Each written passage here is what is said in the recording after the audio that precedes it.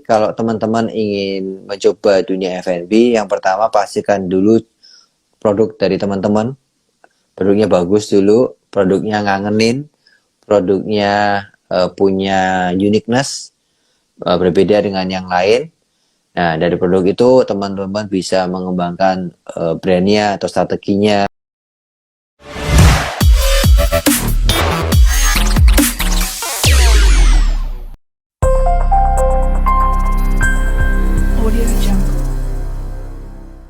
Oke, halo guys, apa kabar semuanya? Semoga selalu sehat-sehat semua ya.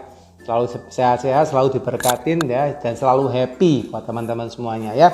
Dan hari ini kita akan ngobrol dengan Pak Adrianus Roy ya. Beliau adalah owner dari Soto Kudu Senayan ya. Seperti biasa teman-teman mesti tahu ya, kalau di acara The Ngobis kita selalu ngulik terkait dengan kisah-kisah sukses daripada narasumber, dan terutama supaya kalian juga bisa dapat insight ya terkait dengan mengembangkan usahanya kalian gimana, dapat motivasi terkait dengan mungkin yang kalian lagi down di dalam usahanya, atau mungkin kalian yang lagi stuck di dalam usahanya. Nah, ini kita penting sekali untuk bisa sharing ya. Jadi teman-teman saya undang yang teman-teman yang selalu ikutin live, yuk kita sharing. Jadi teman-teman boleh tanya ya, boleh juga ngomongin pendapat ya.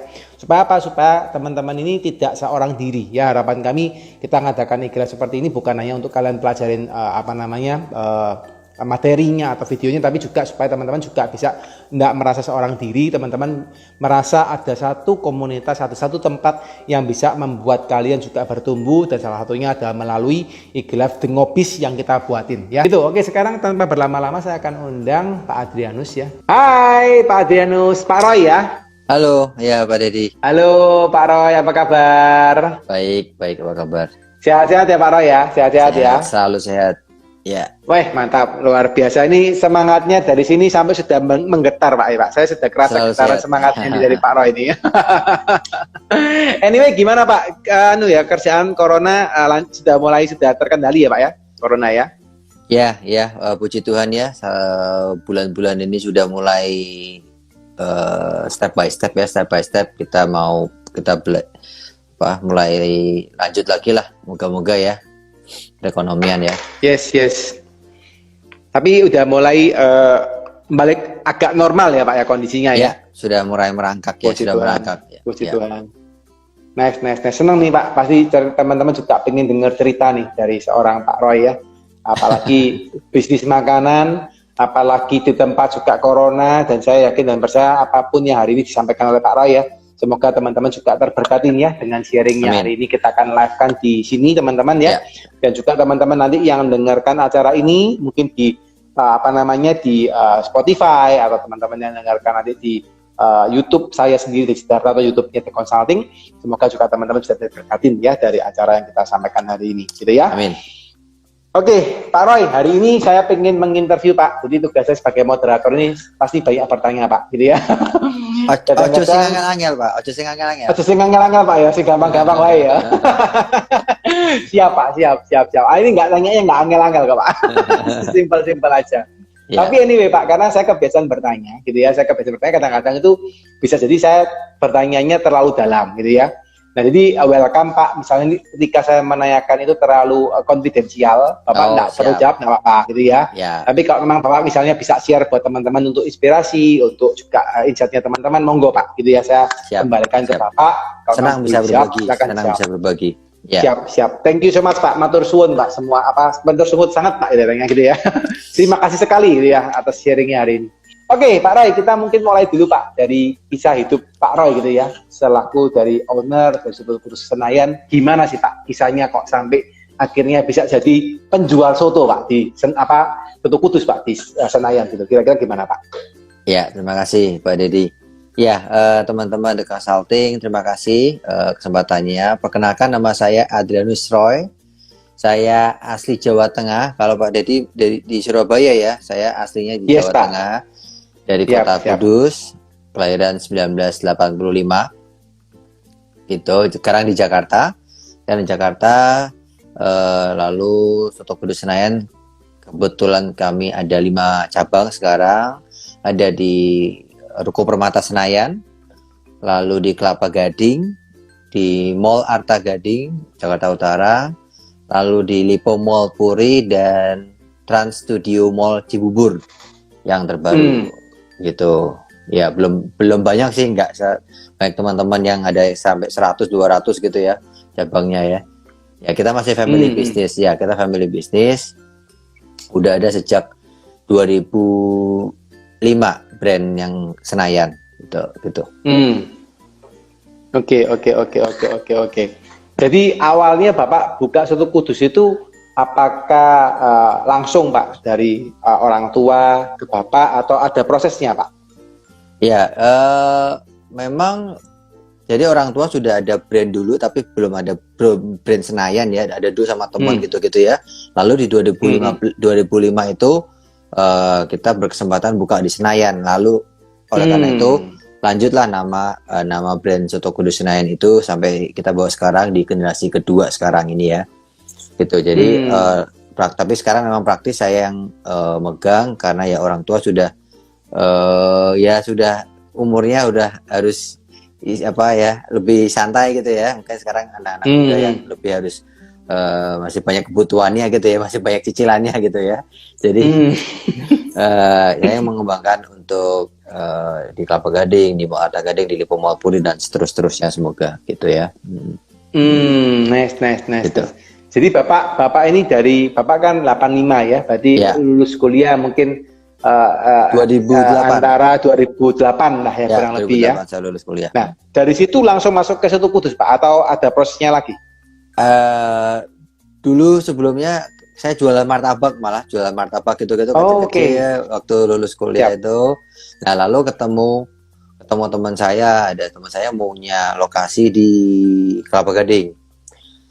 Nah, jadi waktu yang pertama yang Senayan itu sudah ada 2005. Nah, lalu saya 2008 lanjut sampai sekarang untuk buka di Kelapa Gading, dulu di Gading Serpong tapi sempat tutup. Lalu di Mall Arta Gading, lalu 2017 Mall Lipo Mall Puri, baru 2022 kemarin kita buka lagi di Trans Studio Mall Cibubur. Oke.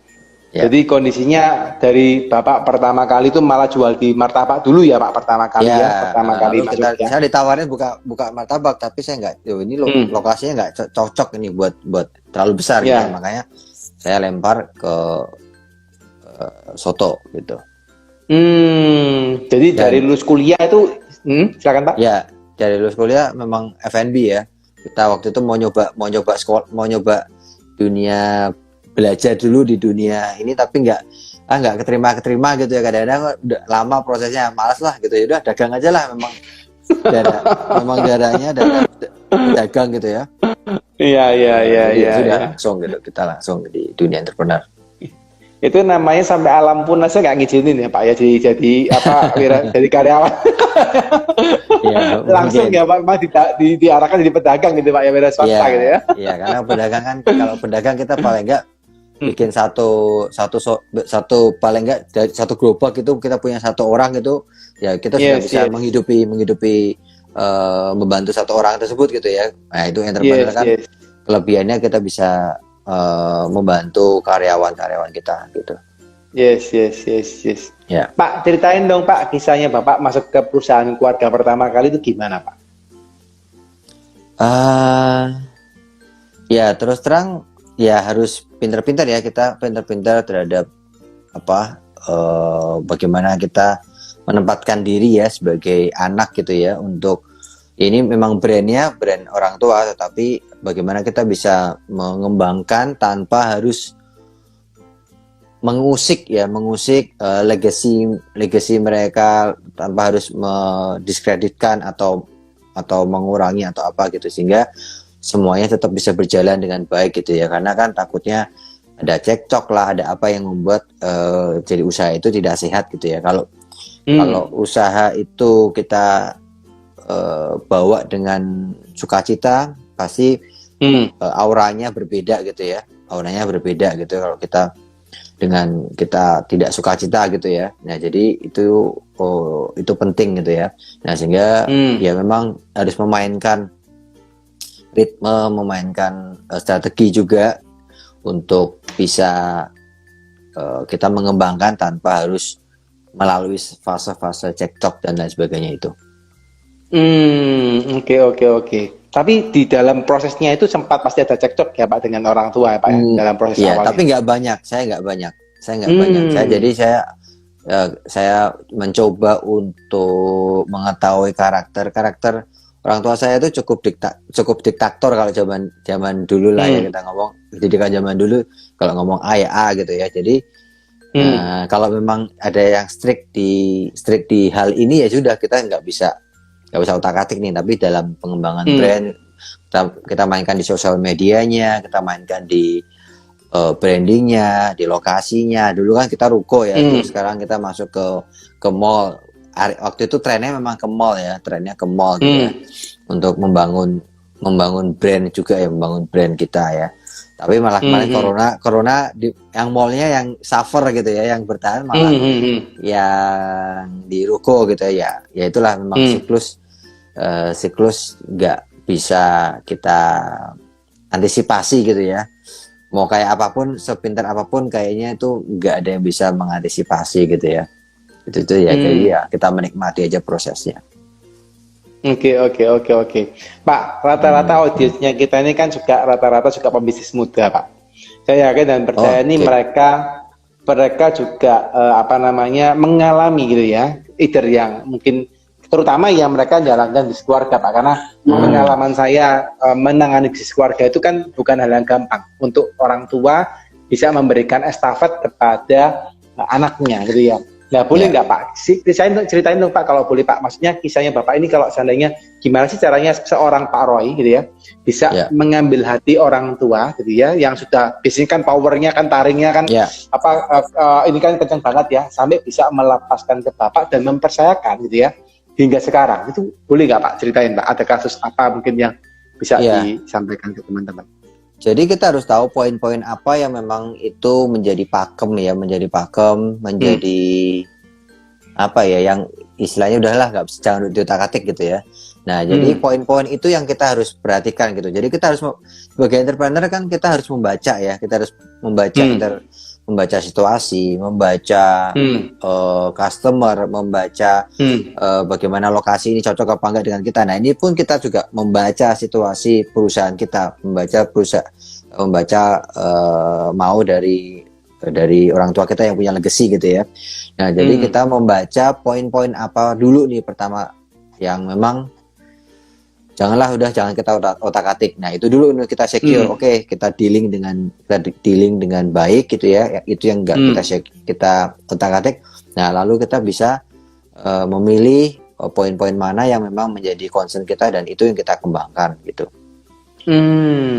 Jadi ya saya pun masih kalau lokasi gitu kadang-kadang masih ini lokasi ini nih masih meminta pertimbangan lah ya, walaupun kadang-kadang gue sih nggak mantap misalnya, tapi aku bilang gitu, kenapa ini kita kasih poin-poin ini, sudah kita go gitu, karena memang dana juga udah pakai dana saya sendiri gitu ya, sehingga perputaran saya sendiri, jadi ya rugi ataupun berhasil ya itu proses dari pembelajaran kita sebagai entrepreneur gitu ya.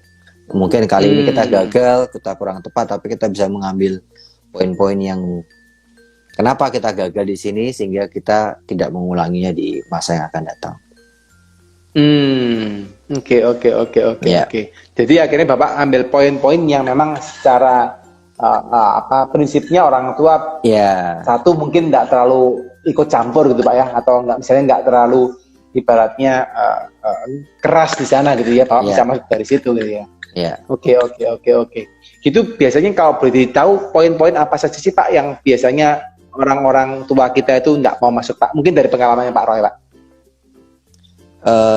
Yang nggak mau masuk atau ya maksudnya ya udah silakanlah anaknya yang kerjain gitu. Ya biasa kemarin kalau saya tuh biasanya menu yang sudah jadi gitu, memang udah menu biasanya kita memang nggak terlalu banyak, menu itu kita punya hanya sedikit gitu ya. Kenapa kita mau konsentrasi? Karena kita mau konsentrasi dengan semoga dengan konsentrasi itu kita punya cost juga bagus gitu ya, sehingga mungkin jualannya mungkin nggak se-wow yang banyak macamnya gitu, yang 20-30 macam, tetapi costingnya juga tinggi gitu ya. Nah, lalu kita menggunakan sistem yang kita, ya udah kalau KFC misalnya jual ayam aja, ya sudah dia fokus jual ayam gitu ya. Sehingga costingan kita bisa ditekan, sehingga kita mendapatkan laba yang bagus dari situ, misalnya begitu. Itu tadi menu ya. Ya kalau yang lain-lainnya sih overall sih itu aja sih, mungkin lebih ke yang basic itu ya. Lain-lainnya sih mungkin kayak sosial media gitu-gitu sudah nggak begitu ngerti lah ya. Jadi memang kita yang memainkan gitu ya. Jadi dari menu itu pertama juga Bapak in charge di sana Pak ya. Sampai ke media sosialnya pun mungkin kalau orang tua kita jarang ya Pak ya, sudah main media sosial itu mungkin jarang ya Pak ya. Betul. Oke. Jadi Bapak ambil alih di sana dan akhirnya bisa buktiin bahwa kondisinya itu berhasil yang Bapak lakukan gitu ya Pak Roy ya. Ya puji Tuhan, saya udah berapa tahun ya berarti ya. 2008 berarti 14 tahun. 14 tahun ya, benar. Itu udah ibaratnya kalau Bapak habis kuliah udah separuh hidupnya Bapak udah ngerjain soto Pak ya. Ibaratnya ya. Ya, betul. Dari kuliah kan Kak 21 gitu ya, 22 gitu ya. Kurang lebih ya. Oke, menarik. Pak, saya pengen tanya lebih detail. Pak, terima kasih sempat ceritain bahwa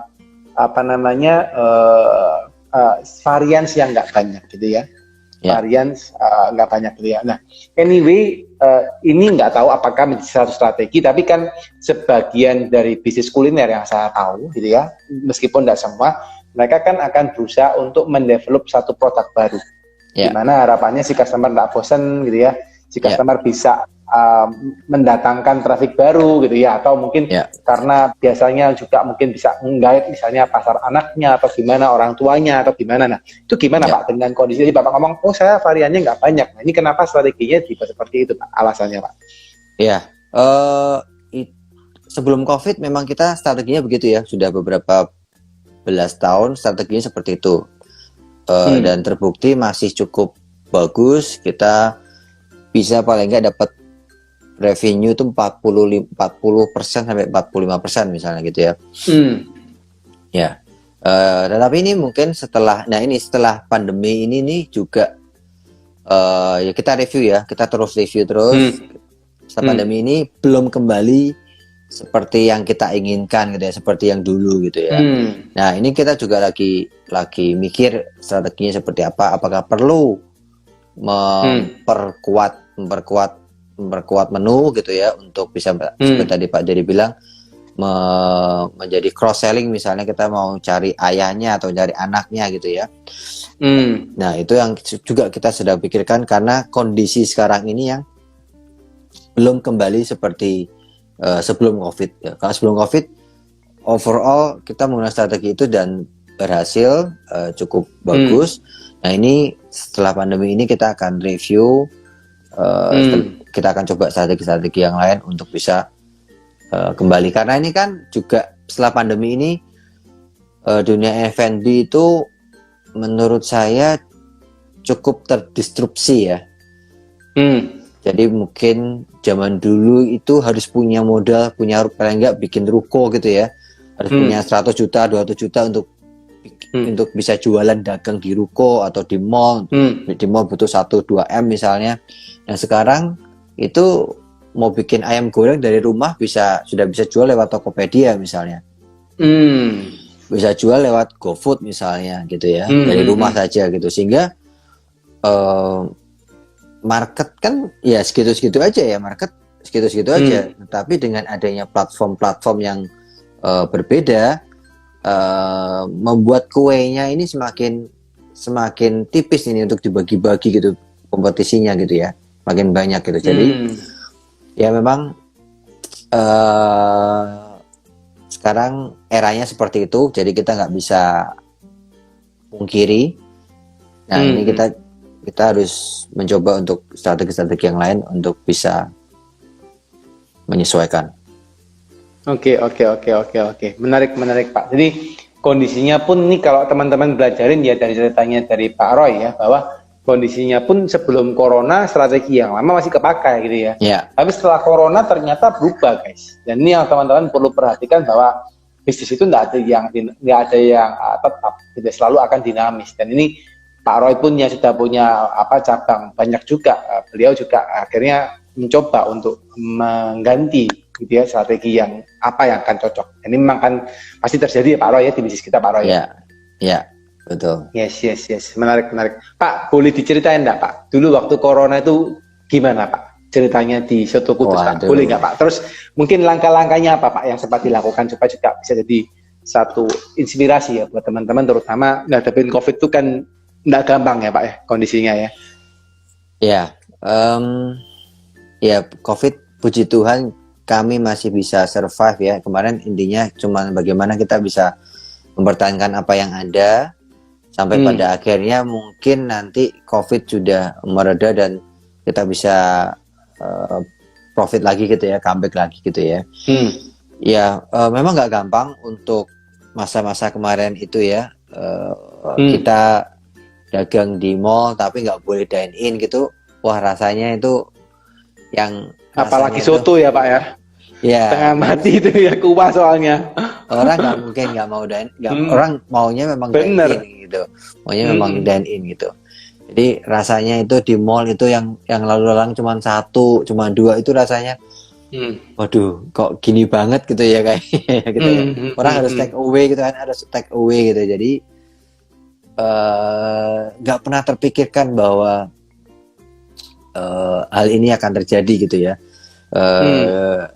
Kalau kita belajar kan pasti kan ya bikin multi stream of income gitu ya.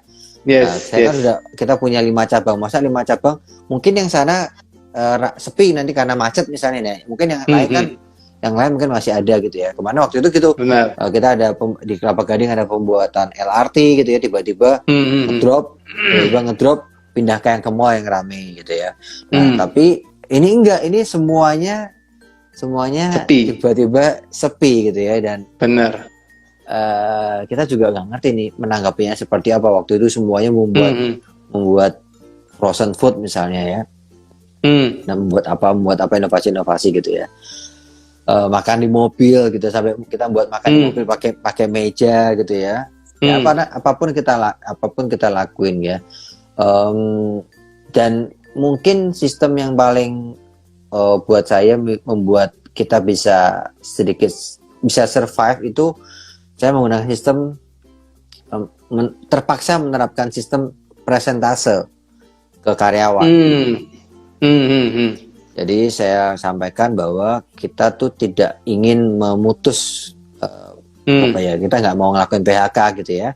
Tapi kondisi tidak memungkinkan untuk kita bisa tetap membayar full teman-teman gitu ya. Dari mana gitu loh.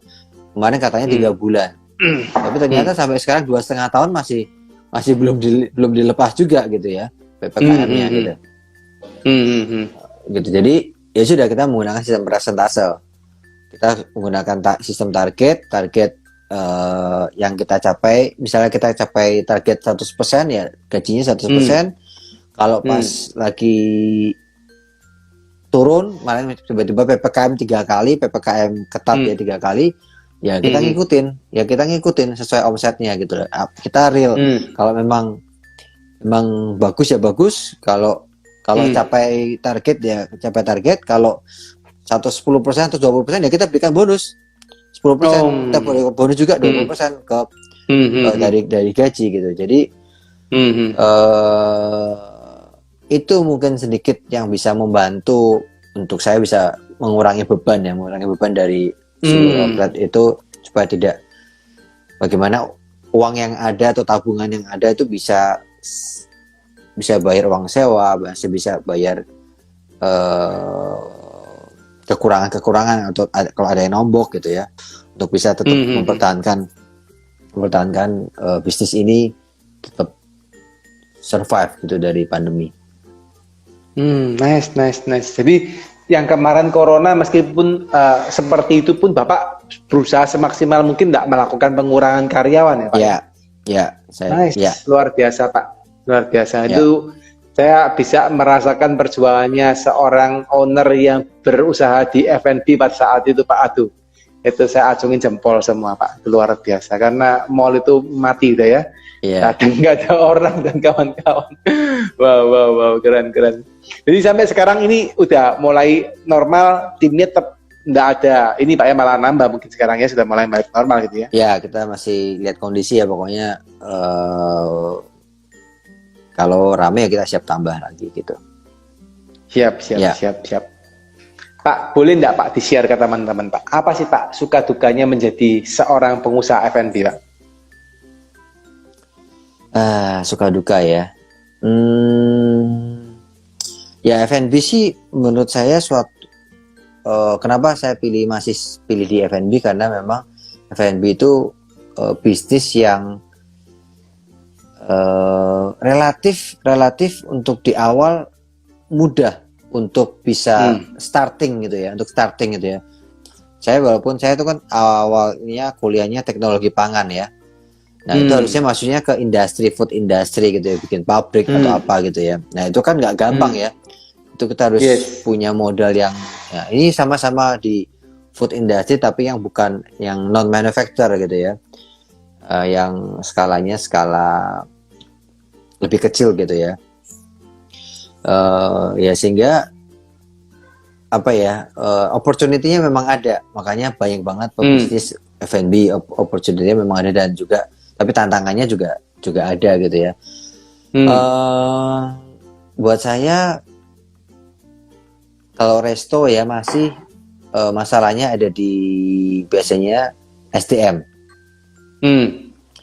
variabelnya yang masih tinggi di situ ya, karena SDM itu kan kita biasanya menggunakan skala yang SMA ya, lulus SMA gitu ya, sehingga memang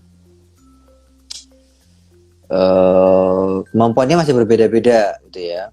Di awal gitu kalau kita biasanya ngomong 6 bulan awal itu masih harus belajar lagi, harus mencocokkan lagi bagaimana service yang baik, berbicara dengan tamu yang baik gitu ya.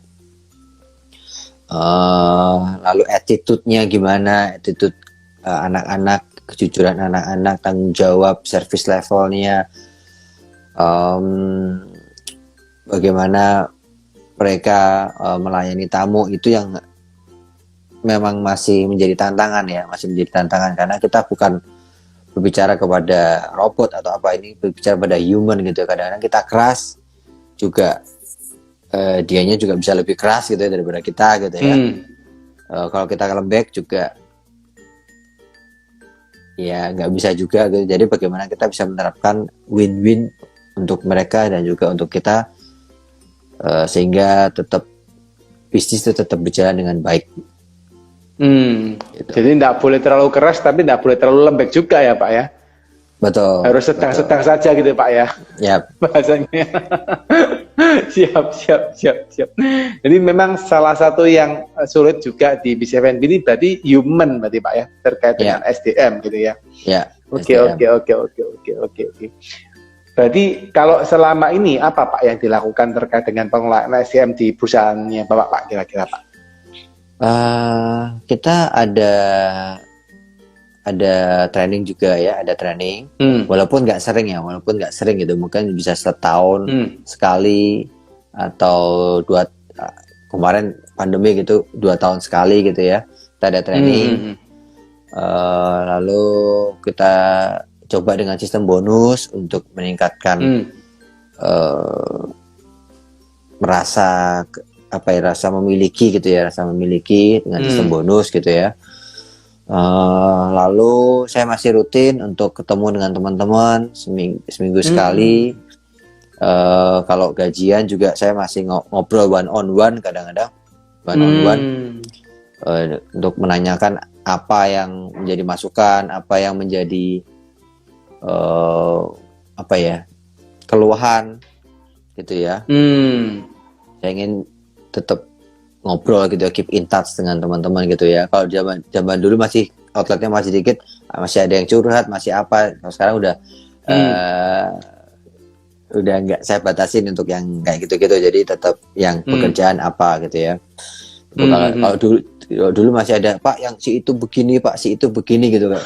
Nah, tapi kadang-kadang kalau kita Dramanya di perusahaan Pak ya. gitu, kalau kita ngikutin dramanya gitu kadang-kadang, wah jadi kita capek juga gitu. Jadi ya sudah, aku nggak mau masuk terlalu dalam, ke dalam drama-drama gitu. Yang penting dalam pekerjaan aja beres gitu kan, gitu. Ya, Oke. Ya. Oke, silakan Pak, silakan.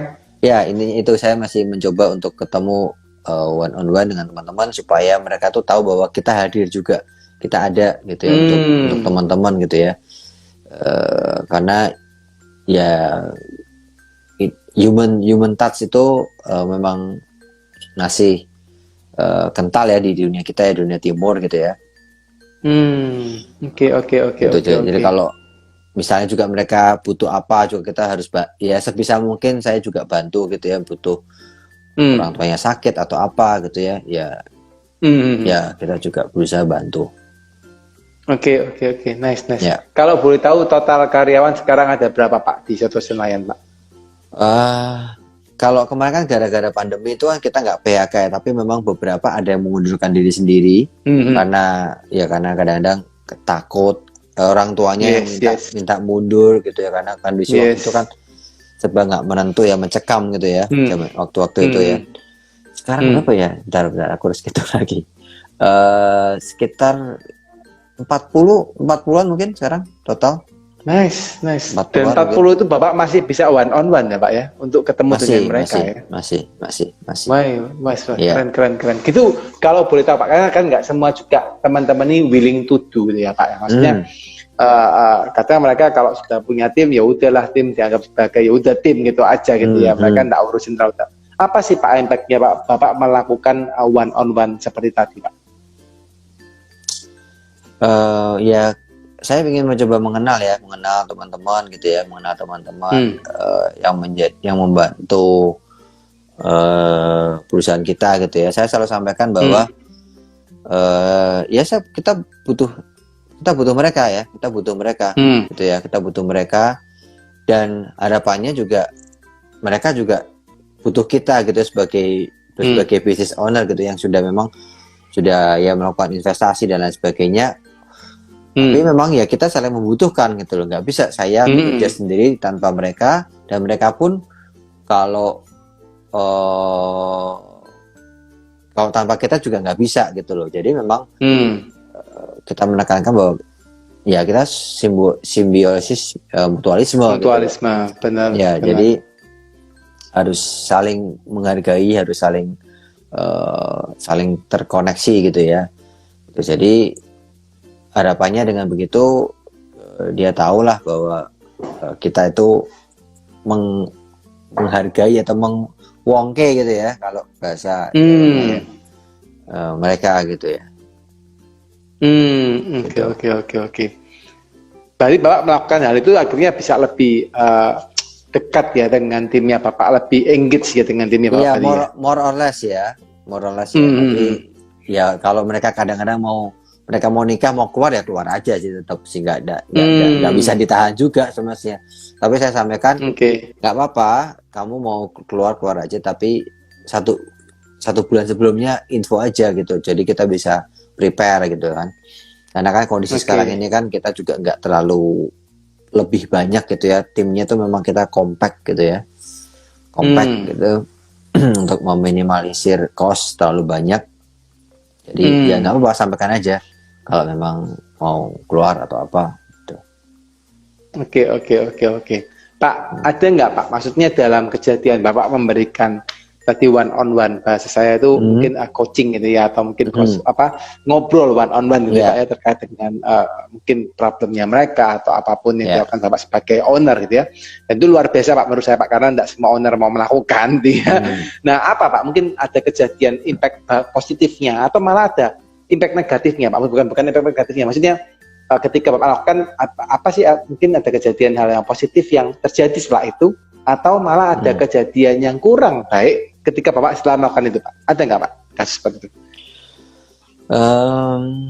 Ya kalau positifnya mungkin ya dengan begitu kita bisa, ya saya kan selalu tanya tim kamu gimana, misalnya kalau ngomongnya sama SPV ya, tim kamu seperti apa sekarang, kamu butuh apa, tim kamu sudah cukup belum gitu ya, siapa yang baik, siapa yang kurang baik gitu ya. Dari situ kan oh ya, mengkonfirmasi kan, kita juga kadang-kadang punya pandangan ya sekilas tuh, oh tim si ini bagus ini gitu ya, kadang-kadang kita mengkonfirmasi, oh ya Pak, si ini kurang, sini bagus, ini dipertahankan, yang ini nggak perlu dipertahankan, misalnya seperti itu. Sehingga ya itu bisa memberi gambaran kita sebagai owner gitu ya, untuk mengetahui peta tim kita seperti apa.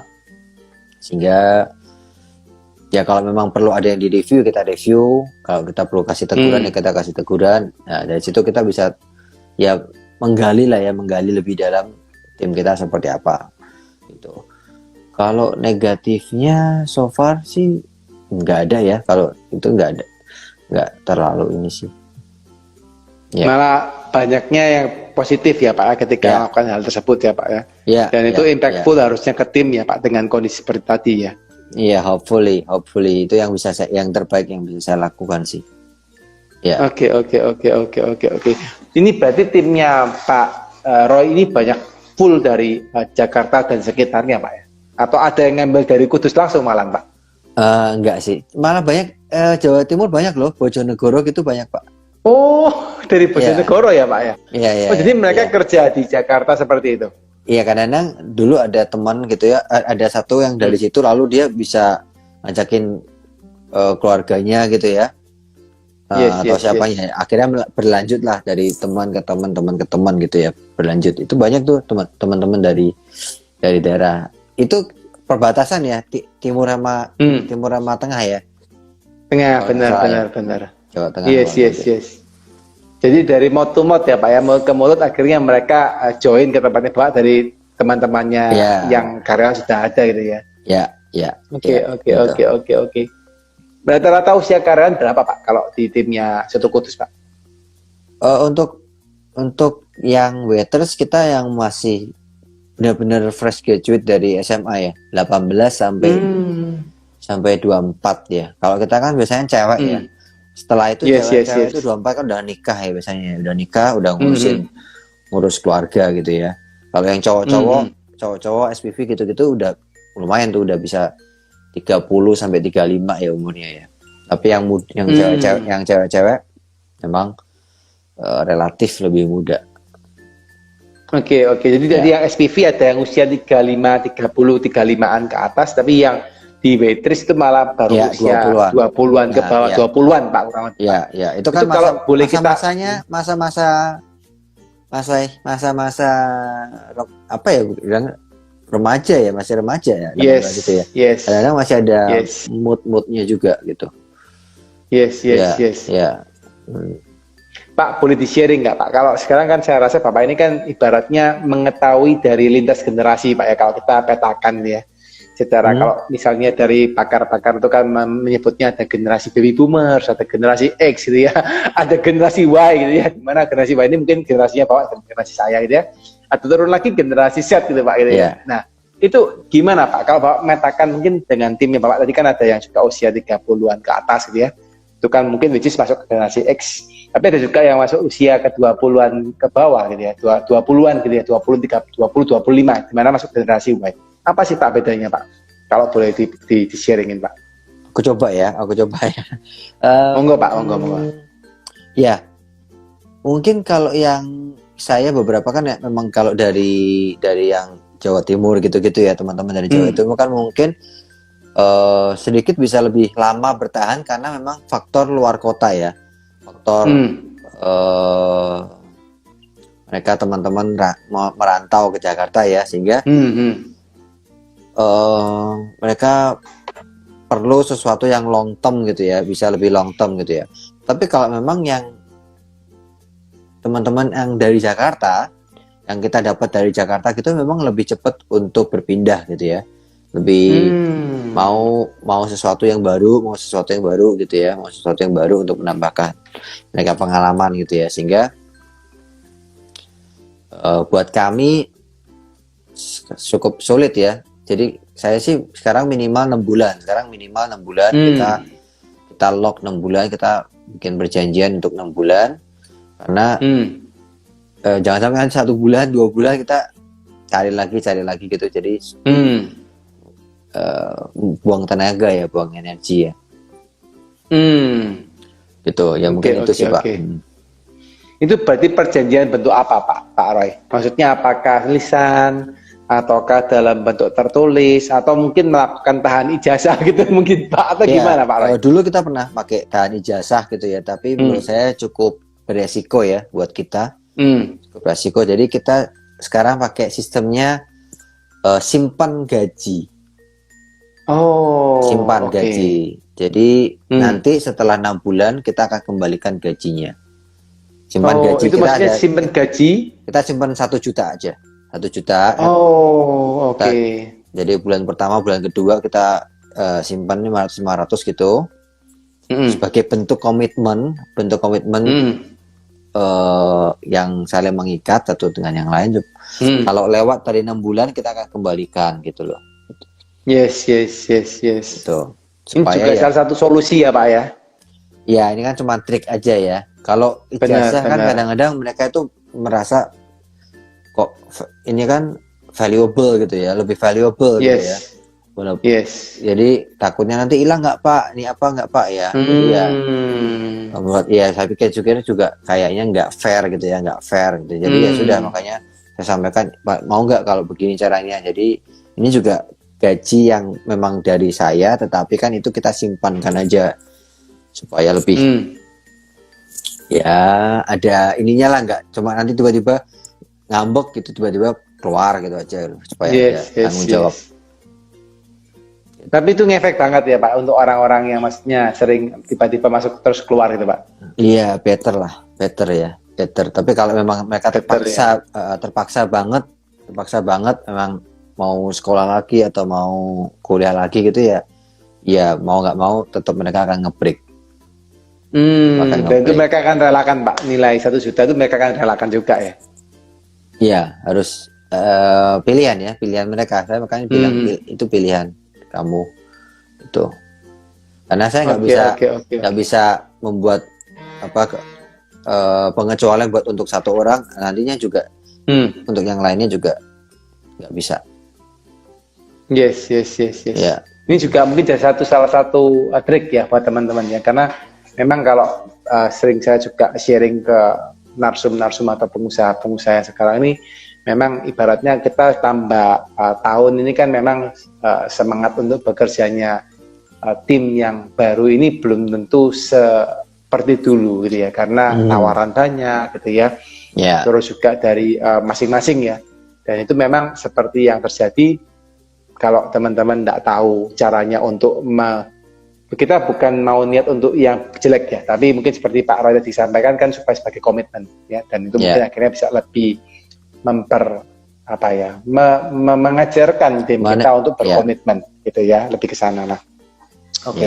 Pak, sharing dong Pak, ini kan kalau boleh saya katakan makanan Bapak ini kan sebuah F&B yang menurut saya sudah sangat-sangat legend gitu Pak ya, dimana kan soto ya, soto ini kan udah makanan dari zaman mungkin kakek atau buyut kita gitu Pak ya, dan sekarang ini kan sudah masuk ke generasi-generasi yang baru gitu ya Pak. Gimana sih Pak, mungkin trik-trik yang dilakukan supaya tetap membuat soto yang Bapak jual ini tetap menjadi makanan yang happening Pak, mungkin kalau yang dilakukan oleh Soto Kudus Senayan Pak?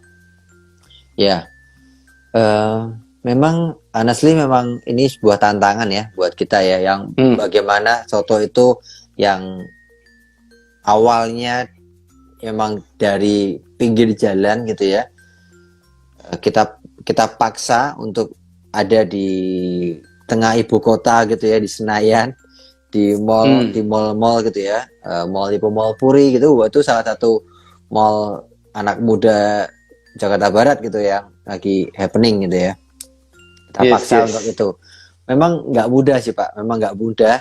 Bagaimana ini kok mahal sih gitu kan, kadang-kadang kan itu kan cuma soto kadang-kadang cuma 5.000 gitu ya, kadang-kadang orang kan ngomongnya begitu.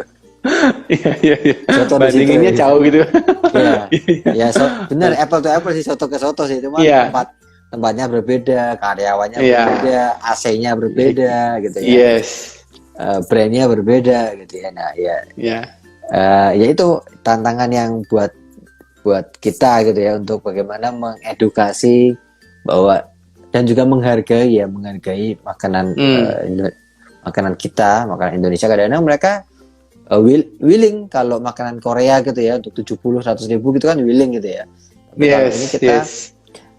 30 ribu gitu aja ya sudah ngoceh gitu kadang-kadang. Padahal di mall yang sama harga sewanya juga sama, tapi orang nggak ngerti ingredient itu lah. Jadi yang ditahu yang orang tahu kan ingredient bahan baku gitu ya. Tapi ingredient kita servingnya dengan waiters atau yang mereka ada, kalau warung soto biasanya kan ownernya sendiri biasanya mereka kan yang serving ya. Benar. Sehingga labornya nggak ada lah, dia akan menggaji dirinya sendiri gitu ya.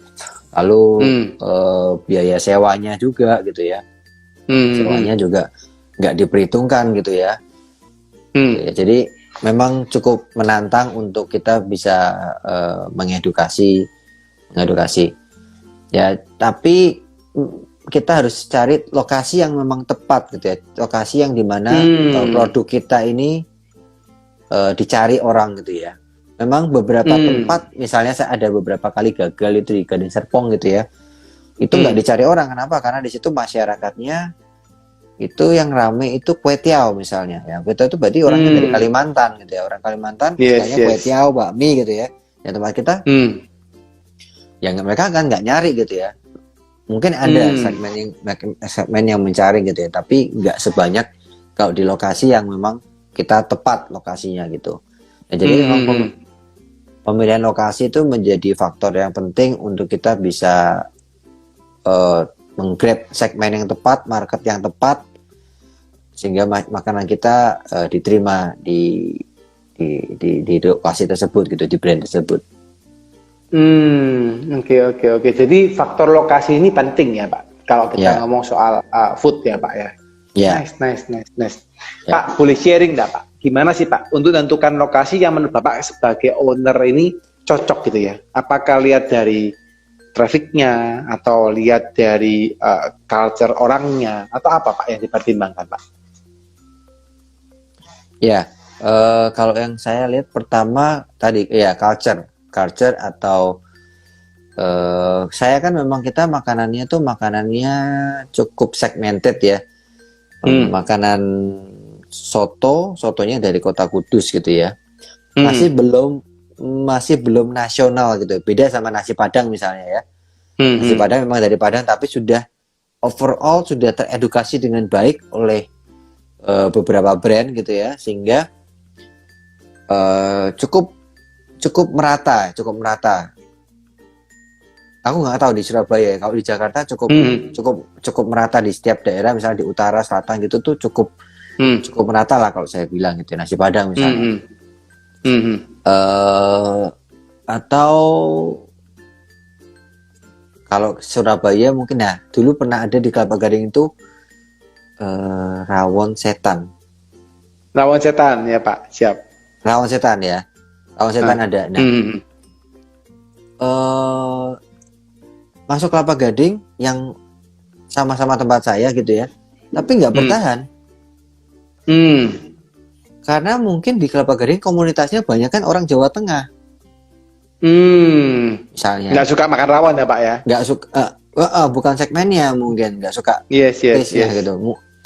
Padahal lokasi bagus gitu ya. Misalnya kita juga ke Peak gitu, misalnya kalau di Jakarta itu Pantai Indah Kapuk gitu ya. Saya juga mungkin nggak berani gitu ya untuk masuk ke segmen itu gitu, karena majority kebanyakan mungkin orang Medan misalnya, majority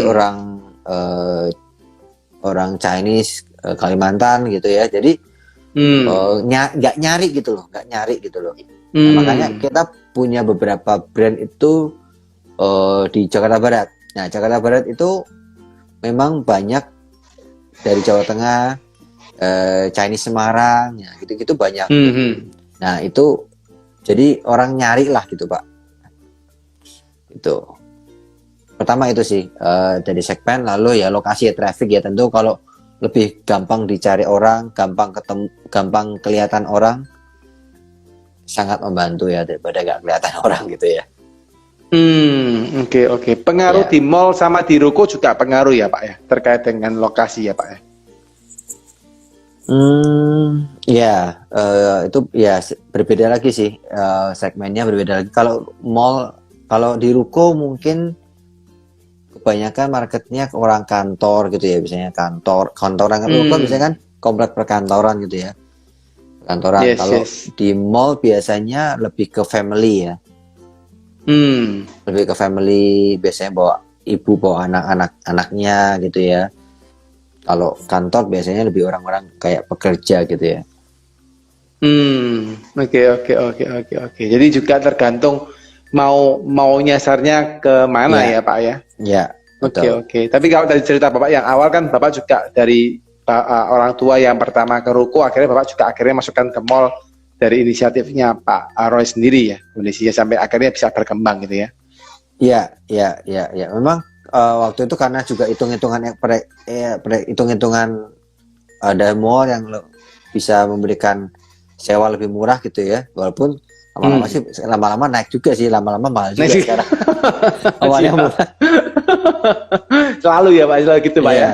Iya, lama-lama mallnya berkembang, naik juga ya, sama-sama juga. Iya. Cuman kalau di mall kita bisa nyicil, enaknya gitu. Iya. Jadi nggak bek di awal. Kalau di ruko kan kita harus nggak full ya. 2 tahun full, 2 tahun kan full 100%. Nah itu, wah kadang-kadang kita ngumpulinnya lagi itu, nanti ngumpulin lagi 2 tahun, 3 tahun lagi berat. Jadi kalau di mall kita kan bayarnya cuma 20% biasanya di awal, lalu sisanya dibagi, jadi lebih enteng ya, walaupun lebih mahal. Ya. Menarik. Ini buat teman-teman juga ya. Jadi kalau usaha juga jangan pikirin sewanya murah gitu, tapi juga mesti dipikirin cash flow-nya Pak ya. Betul. Supaya nggak sampai potong juga terkait dengan pembayaran teman-teman. Betul. Oke, menarik guys ya. Ini penjelasannya Pak Roy ini luar biasa teman-teman. Tak rasa teman-teman masih dapat insight banyak ya terkait dengan apa yang disampaikan oleh Pak Roy ya. Mungkin saya izin Pak Roy untuk menyampaikan beberapa pertanyaan Pak. Ini ada teman-teman yang tanya di kolom komen. Ada tanya dari Kak Suci ya, Kak Suci Cahidin ya. Ini sudah dijawab tadi ya. Malam Mas Adrian, tahun berapa Mas Adrian terjun ke bis keluarga? Jadi kalau nggak salah 2000 berapa Pak? 2008 ya. 2008 ya. 2008 ya. Tuh 2008 tuh ya Pak Suci, Kak Suci ya. Terus ada pertanyaan lagi nyambung, bagaimana biar tidak ada perselisihan di bisnis keluarga? Ya. Boleh Pak kalau mau dijawab Pak, silakan.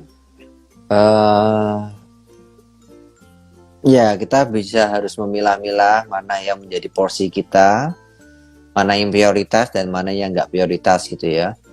Kalau nggak prioritas, ya sudahlah, kita jangan otak-atik lagi gitu loh. Jadi nggak bikin masalah gitu. Tapi yang mana yang prioritas itu yang kita fokus gitu ya, yang fokus gitu. Dan juga kita harus melihat juga prioritasnya dari orang tua kita, dan mana yang nggak prioritasnya itu kita bisa masuk gitu. Intinya kita membaca situasi orang tua kita maunya seperti apa kira-kira. Siap. Gitu ya Kak Suci ya, semoga menjawab ya pertanyaannya ya. Oke Pak, kalau boleh tahu Pak, rencana ke depan dari Soto Kudus sendiri apa Pak yang akan dilakukan oleh Pak Roy dan teman-teman di Soto Kudus Pak? Ya, kita mencoba untuk membuat mungkin menu-menu lain ya supaya Soto Kudus Senayan ini bisa nggak terlalu segmented seperti yang sekarang ini sudah ada. Mungkin misalnya kita ke Bandung gitu ya, harapannya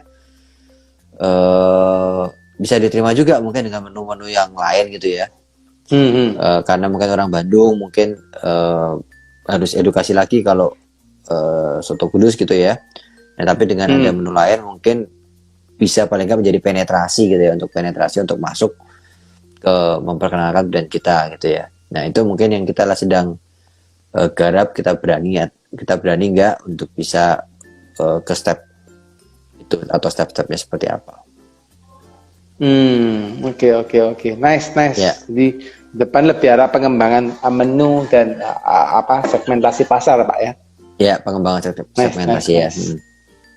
Ya. Nice. Oke, nice teman-teman ya. Saya yakin dan percaya teman-teman pasti terberkatin ya dengan sharingnya Pak Roy ya. Mungkin Pak Roy ada ini Pak untuk opsi kemitraan gitu mungkin atau franchise gitu Pak, atau sementara memang masih ke personal atau pribadi keluarga sendiri kira-kira. Ya kalau kita sih masih biasanya kemitraan ya. Kalau dari teman ke teman gitu ya, kalau punya lokasi gitu ya biasanya bisa sampaikan ke kita mungkin lewat Instagram kita Soto Kudus Senayan. Soto Kudus Senayan di Instagram atau di IG saya juga bisa di Adrianus Roy. Lalu nanti kita bisa review bersama possibility-nya seperti apa. Gitu, jadi ya. ada opsi juga ya Pak ya untuk membuka kemitraan gitu ya dengan teman-teman yang punya tempat, jadi dari tempatnya Pak Roy bisa support terkait dengan tim atau mungkin terkait dengan bahan-bahan gitu Pak ya untuk berjualan gitu Pak ya. Oke. Ya buat teman-teman ya guys, mungkin teman-teman juga yang ingin tahu lebih lanjut apalagi teman-teman yang posisi di Jabodetabek ya, mampir ya ke Soto Kudus Senayan ya. Kebetulan kalau saya juga cukup suka ya karena juga sering makan Soto Kudus Senayan juga. Tapi kebetulan hari ini ketemu sama Pak Roy ya langsung ya sebagai owner ya. Nah jika teman-teman kalau suka kalau mampir ke Lipopuri gitu ya. Kebetulan kantor kami di Intercon Pak. Jadi dekat juga sama Lipopuri. Oke. Jadi cukup sering juga ke Lipopuri ya. Teman-teman yang ini ya yang banget. Di Jakarta ya, mampir ya teman-teman ya. Monggo cobain ya untuk Soto Kudus Senayan ya. Dan teman-teman yang pengen kepoin ya. Kepoin terkait dengan Soto Kudus Senayan boleh langsung follow IG-nya tadi ya. Di Pak Soto Kudus Senayan Pak ya untuk IG-nya ya.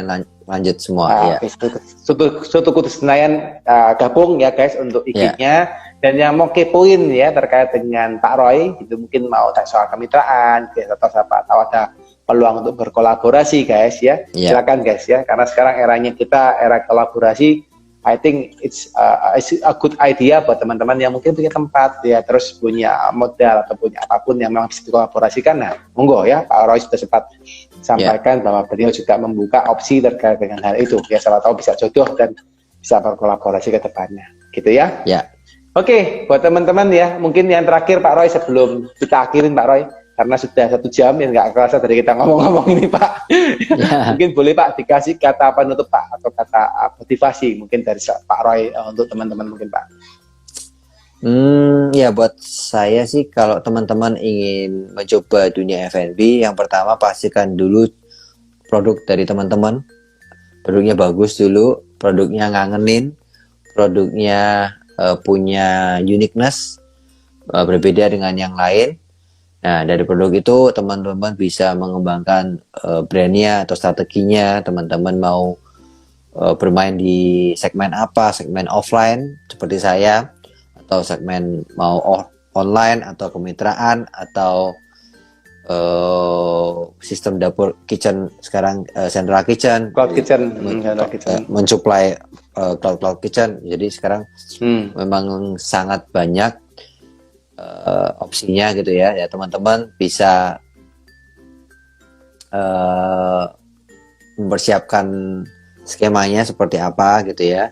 Tapi yang paling penting teman-teman melangkah dulu, itu yang paling penting.